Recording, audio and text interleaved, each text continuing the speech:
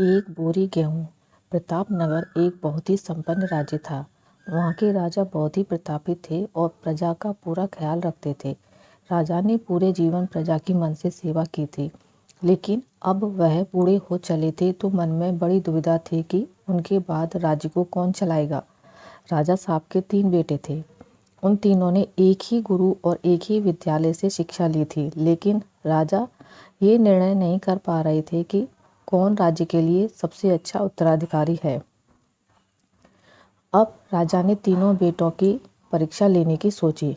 एक दिन राजा ने सुबह सुबह सभी पुत्रों को बुलाया और उन सबको एक एक बोरी गेहूं देते हुए कहा कि मैं और तुम्हारी माता तीर्थ यात्रा पर जा रहे हैं। हमें वापस आने में 1 वर्ष से भी ज़्यादा लग सकता है। तुम तीनों की ये जिम्मेदारी है कि अपने हिस्से के गेहूं को संभाल कर रखना, और जब मैं वापस लौटूं तो तुमको ये गेहूं की बोरी वापस लौटानी है। ऐसा कहकर राजा और रानी तीर्थ यात्रा पर चल दिए। सबसे बड़े बेटे ने सोचा कि ये गेहूं की बोरी पिताजी को वापस लौटानी है तो इसे मैं तिजोरी में बंद कर देता हूँ। जब पिताजी आएंगे तो वापस दे दूंगा। यही सोचकर उसने गेहूं की बोरी तिजोरी में रखवा दी ताकि एक दाना भी इधर उधर ना हो। दूसरे बेटे ने सोचा कि तिजोरी में तो गेहूं सड़ जाएंगे, मैं इन गेहूं को खेत में डलवा देता हूं जिससे गेहूं की अच्छी फसल होगी और पिताजी को एक बोरी की बजाय कई बोरी गेहूं दे सकूंगा।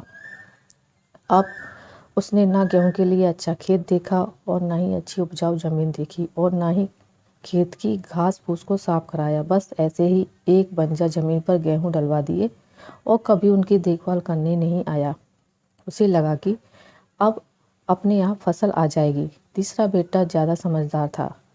उसने अपने मित्र के साथ मिलकर एक अच्छा खेत देखा जो बहुत उपजाऊ था। फिर उसकी मिट्टी बदलवाई, वहाँ घास फूस की साफ सफाई कराई और फिर विधि अनुसार गेहूं के दाने खेत में बो दिए।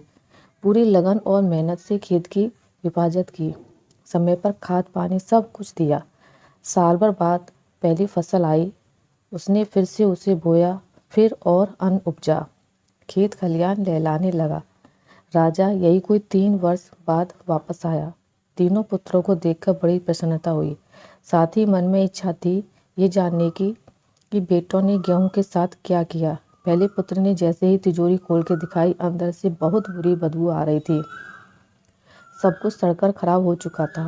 पिता ने कहा, ये अन्न है जिससे हम सबका जीवन चलता है और तुम इसकी देखभाल नहीं कर पाए, तुम क्या राज्य संभालोगे। अब दूसरा बेटा पिता को उस जगह पर ले गया जहाँ उसने गेहूं को डलवाया था।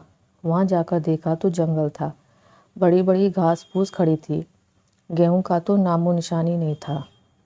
राजा बहुत नाराज हुआ और उसे भी राज्य का उत्तराधिकारी बनाने से मना कर दिया।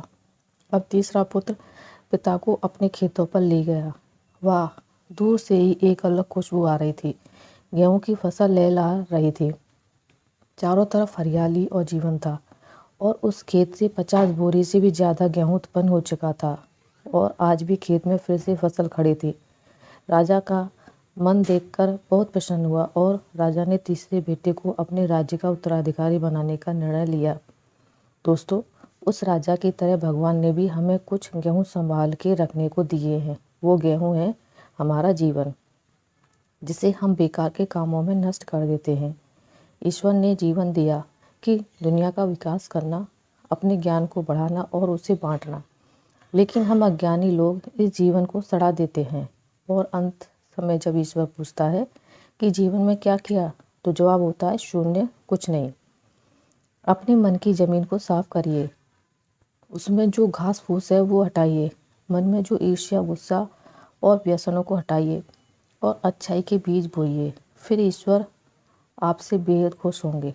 तो दोस्तों, आपको मेरी आज की कहानी कैसी लगी मुझे कमेंट करके ज़रूर बताइएगा। अगर आपको ये कहानी अच्छी लगी है तो इसे लाइक करें, ज़्यादा से ज़्यादा शेयर करें। चैनल पर नए हैं तो इसे सब्सक्राइब करें। मिलते हैं एक नई कहानी के साथ, तब तक के लिए नमस्कार।